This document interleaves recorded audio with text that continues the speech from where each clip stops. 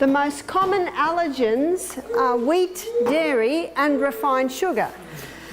Dairy milk is excellent milk for baby calves. Got that? Baby calves. And if you give a newborn baby calf the milk in the supermarket, did you know that calf will die? Now it is true that some people have in their heritage dairy.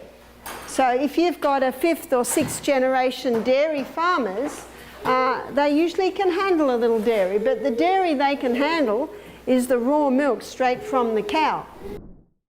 Hello, I'm Barbara O'Neill. Today we'll be covering two crucial topics, allergies and inflammation. Allergies can affect your daily life with symptoms like sneezing, itching and congestion, while inflammation often plays a significant role in these reactions. Inflammation is your body's natural response to allergens, but when it's persistent or excessive, it can lead to ongoing discomfort and health issues. In this lecture, we'll explore what happens in your body during an allergic reaction and how inflammation contributes to these symptoms. So stick around as we unpack the science behind these conditions and discover actionable steps to improve your well-being. Now, I was just asked a question on prolapse. Will prolapse benefit from the sit spas? Absolutely. But as you can imagine, it's a bit of work. But the rewards far exceed the effort put into it. But here is something that is handy to know with prolapses. What's prolapse? Prolapse can be prolapse of the colon, can be prolapse of the uterus. We're constantly fighting gravity that's always pulling us down. And if a person's got strong abdominal muscles and internal muscles, they will not have a prolapse. And hot and colds can certainly revive muscles, but exercise really is the most important thing. And muscle knows no age. That means whether you're 9 or 90, you can have strong muscles. But an old remedy for a prolapse is let's say this is a lounge chair, and you put a board on it, a board like that, and a pillow there. Now I've got to put, this is a little bit out of, let me try and do it a bit more in range. So you put a pillow there and the person lays, here they are, and they're very happy because this is going to fix them.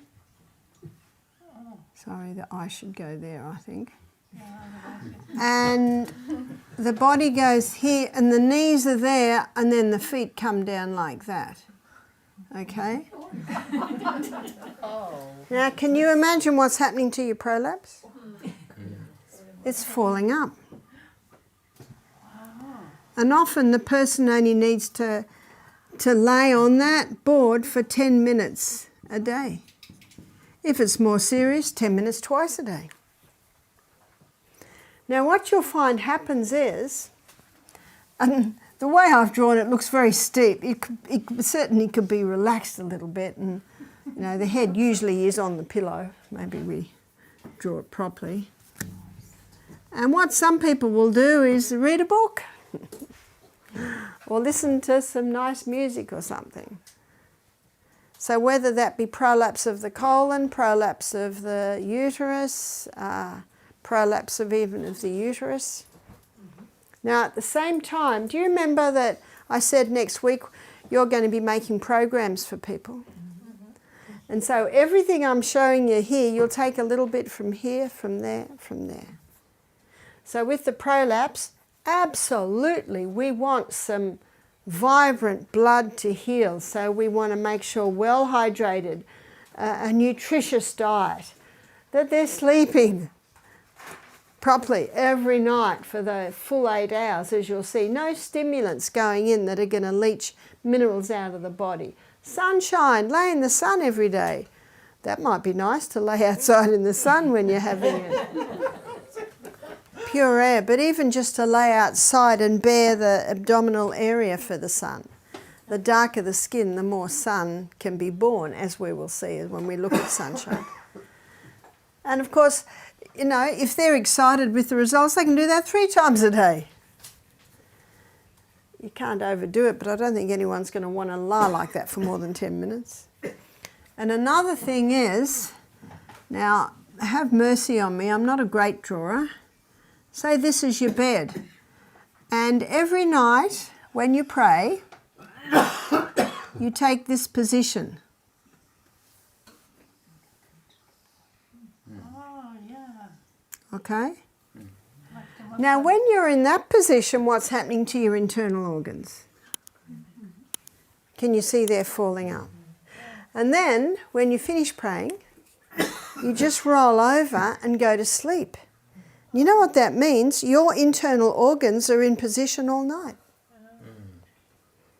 And if you get up to go to the bathroom, it's a good idea to Continue doing that. pray again. Yes. You probably only need to be in that position for about 5 minutes to ensure, and you can certainly be in that position longer, to ensure that the internal organs are back into place, and then lay down and go to sleep. Prolapse, whether it involves the colon or the uterus, can often be managed effectively with proper care and attention. Aside from the methods mentioned, maintaining a healthy lifestyle is crucial. Regular exercise that strengthens the core muscles can provide substantial support and prevent prolapse from worsening. Activities such as Pilates and yoga are particularly beneficial for improving muscle tone and flexibility. A balanced diet rich in fibre can help prevent constipation, which is essential since straining during bowel movements can exacerbate prolapse issues. Additionally, staying hydrated supports overall health and aids in muscle function. When dealing with prolapse, it's also important to avoid heavy lifting and activities that put excessive strain on the pelvic region. Gradual, gentle exercises are preferable and should be done under the guidance of a healthcare professional. What about fevers? So 3 things to remember with a fever. Number 1, it is your friend. Who created the body to have a fever? God did. It's a natural response in the body, a fever. So remember, fever's your friend. It has a purpose. It has a purpose. What is the purpose? Well, when the body heats up, do you know it makes white blood cells at twice the rate? Circulation, so it moves through the body at a lot faster rate. What does that mean? More oxygen, more nutrients, more water is available for the body, more waste being taken away. Number 2, oh, and by the way, that high heat has the ability to kill some harmful microbes in the body. Water puts the fire out. Water puts the fire out. And I'm going to show you some simple treatments that will work with the body to speed up the body recovering from a fever. Number 3, when all the rubbish is burnt up, the fire will go out. So if the fever comes back, it's because the body needs it to come back. What if it comes back every day for 7 days? Well, it's still got work to do. So when the work is finished, the fire goes out. The fire is out. Because what are we told? We're told that the fever is an enemy. In fact, when I was in lockdown for 2 weeks, every day the nurse would ring me. Do you have a sniffle? Do you have a sore throat? Do you have a fever? No, I don't. And I think if I had it, I don't think I'd actually let her know. No, I'm in the room by myself. I would not lie, because lying lips are an abomination to God. But sometimes you don't have to tell everything, is that right? If I'm asked, of course I'll be truthful. So water puts the fire out. It's absolutely vital that they be well hydrated, because when a fever's happening, there's a lot more perspiration, so they're losing a lot more water. And remember that perspiration is salty, so what else do they need? A little bit of Celtic salt. You know, at church, sometimes you have old ladies giving children lollies. You know what I do? I give them all salt. I've got a little container, a little salt. My grandchildren go to my bag, we have some salt. Nana. And you know what they do as soon as they've had the salt? Drink water. And sometimes when my little grandsons are there, I say, when you've drunk half a glass of water, you can have a little bit of salt. And then I'll drink the other glass. I say to them, have you watered your garden this morning? Yes, Grandma, we've watered our garden. Half of my children called me Nana, the other half Grandma.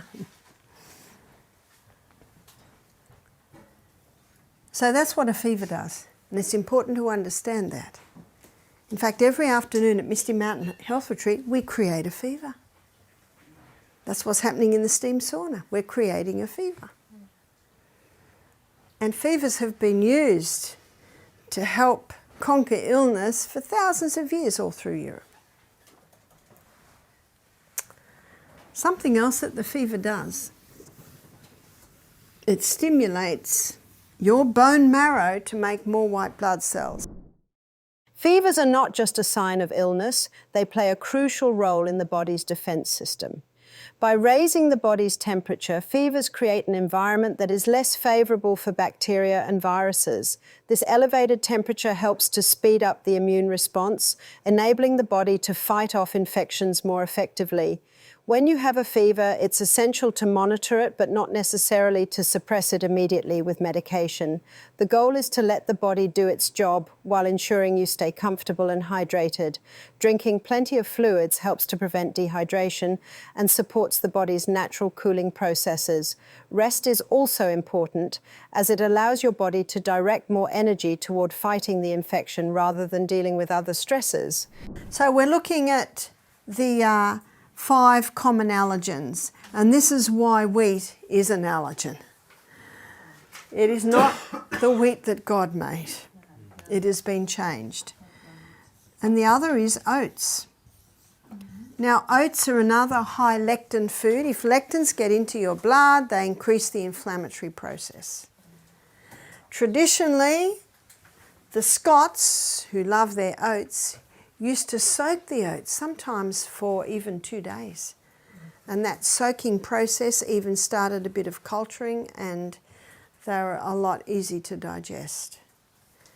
And the other common allergen is the refined sugar, because it really is a toxic drug. It's pure acid. And because of its high sweet content, it can actually feed any inflammation in the body. So when someone's got any health problems at all, I usually start with the 5 common allergens, but especially in allergy type responses like your hay fever. But I do say to people, once you eliminate these foods, it can take 2 months to see a response. Because you can eat a slice of bread, it'll be out of your body in 24 hours, but the effect can remain.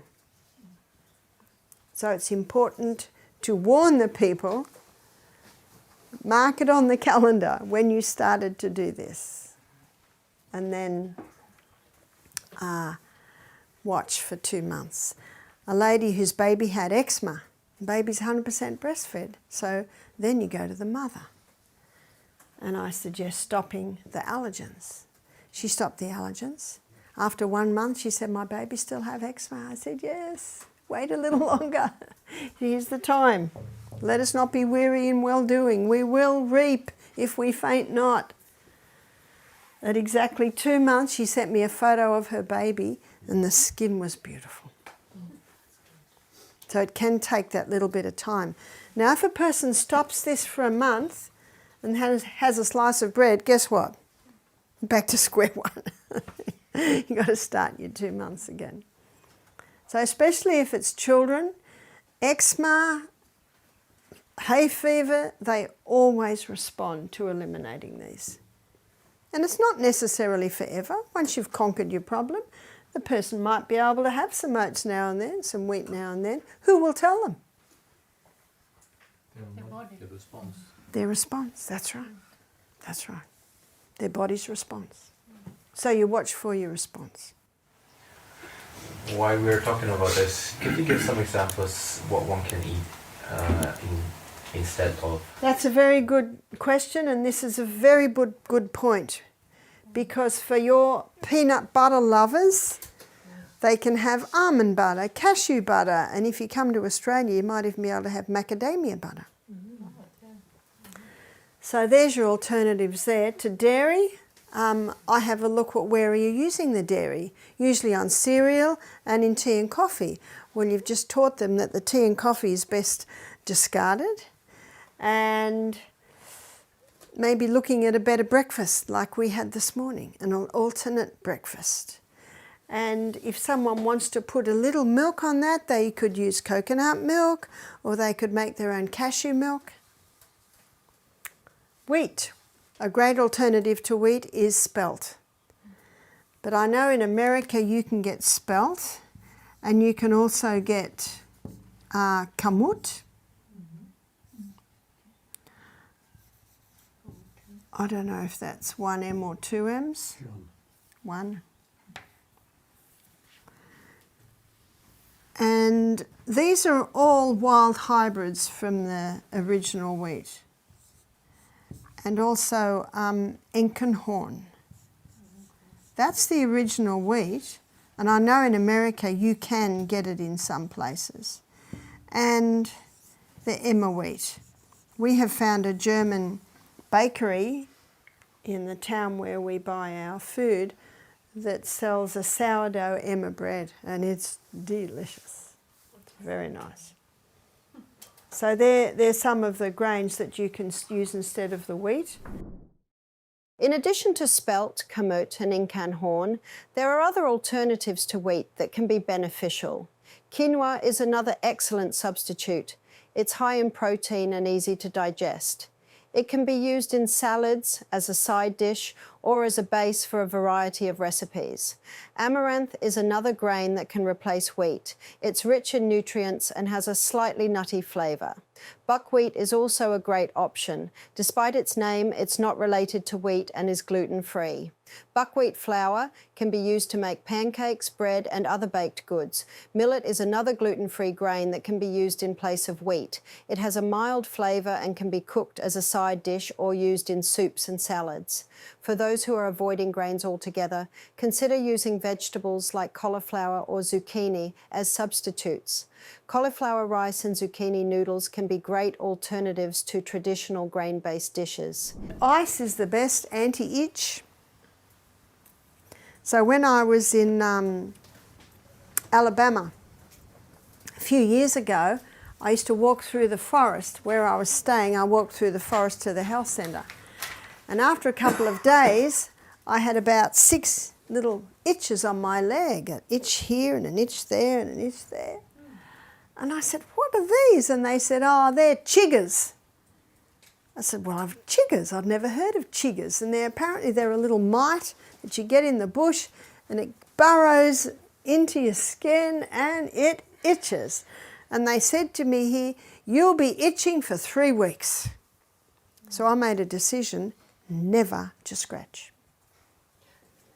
If you scratch an itch, you immediately make it worse. Because when you scratch, not only do you damage the skin a little bit, but that scratching brings more blood to the area, and when you've got more blood to the area, you've got more heat, and more heat on the itch makes the itch worse. So what can you do? You ice it. So what I did, and I only had to do it 3 times a day, and it would take me sometimes 10 minutes. Freeze, oh, pain. Freeze, oh, pain. See, when that intense pain comes, you lift it. You keep coming back, and you keep coming back, keep coming back. So it would take about 10 minutes to freeze, on, off, on, off. So by the time I'd done the other 5, I'm back to the other one, or 5 or 6. And then once I'd frozen them, no itch at all. And often it'd be like that for maybe 4 or 5 hours. And on my morning walk, oh, would they itch? Because when you walk, you increase blood. And when you increase blood, you increase warmth, and oh, they would itch. So I'd run home and grab the ice, freeze them, freeze them, freeze them, freeze them, freeze them. Not once did I scratch. And just before I went to bed at night, I'd do the freezing scenario, and that would get me through all night. They were totally gone within 5 days, and no one there could believe it. They had never seen that because I didn't scratch. So if someone has eczema, yes, it can take 8 weeks before it's gone. So what can they do meanwhile? Ice it. Now, icing won't stop the itch forever, but it can stop it for several hours. Several hours. That's one of the beauties of the ice, because ice drives the blood away. We're warm-blooded creatures. The blood doesn't want to go where there's ice. So you ice the area. And ice can numb the area. So if you're in pain too, you can ice the area. But remember, it's on, off, on, off. You'll want to do that because your response to about... your response to about 10 seconds of ice is deep pain. So what's your body saying now? Give it a break. And then come back. And on, off, on, off. So an easy way to do this is even to put some ice cubes in a little snap-lock bag.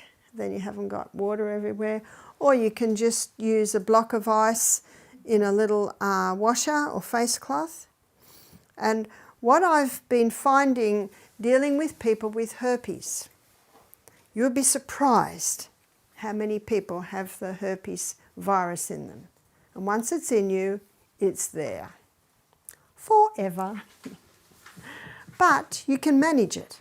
So I've seen people implement the laws, and instead of getting a herpes breakout monthly, they start to get it 6 monthly.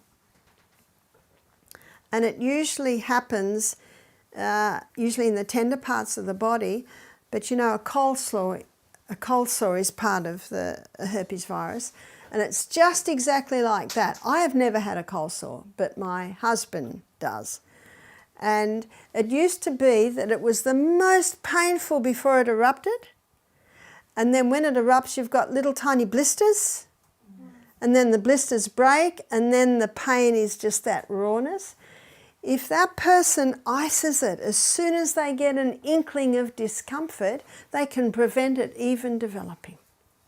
Yeah? And when you get it in the mouth? Ice it in the mouth. Don't you think that's phenomenal? That it can even stop it from developing? Thanks for watching. I hope you found this exploration of allergies and inflammation helpful. If you have any questions or want to share your experiences, leave a comment below. Don't forget to like this video and subscribe to the channel for more content on managing your health. Stay tuned for our next video and remember to take care of yourself. See you next time.